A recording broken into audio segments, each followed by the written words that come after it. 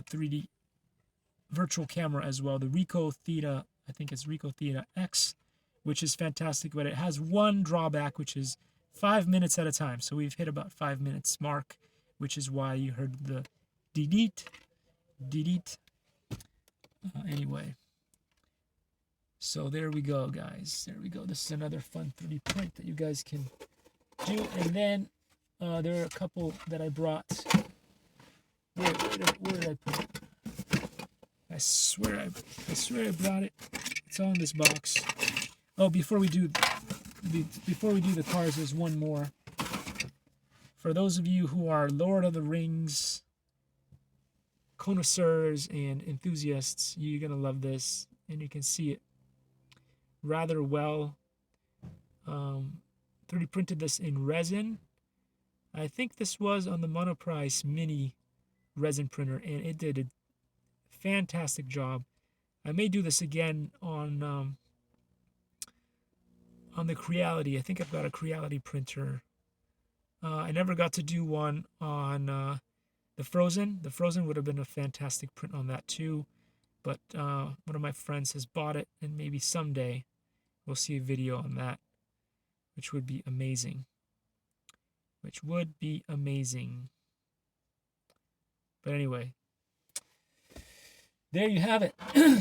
Again, these days I'm not 3D printing anymore, but I've given my other printer, the best one, the one that Steve built for me, is at Steve's house, 3D printing the world.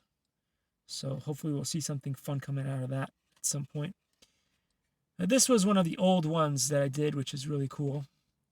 And this brings me to Top Gear. Top Gear did an amazing, I think it was one of their ending finales or something. They did a really fun show where they had they were dressed up as Where's Waldo, which is something that I love because I used to be an examiner for Where's Waldo on a platform that no longer exists, which was examiner.com. But anyway, I was a examiner on that, and they were dressed up as Where's Waldo, and they wore a bunch of leg weights.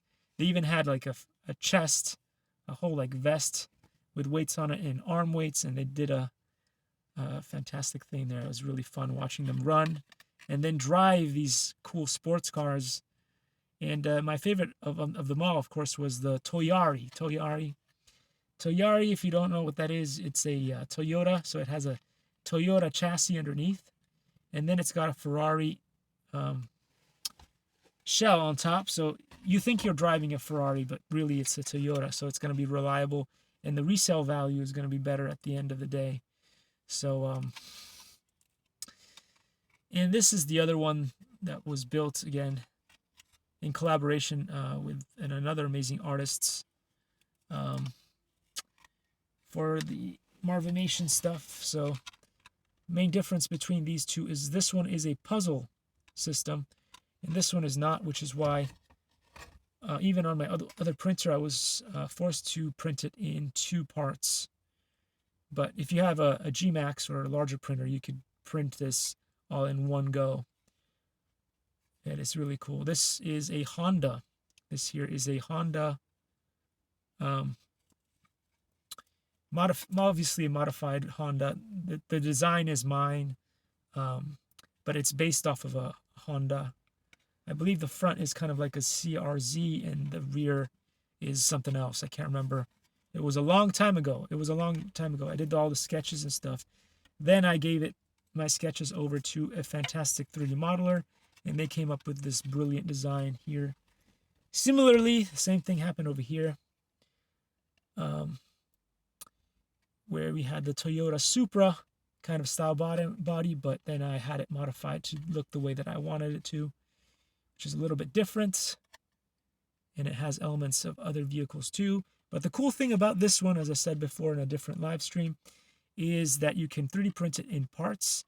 So then if you can work out the math and stuff, you can set it up so that it goes on your very large vehicles, not just necessarily the smaller ones like the ones you can get like the Mini Zs from Kyosho and stuff.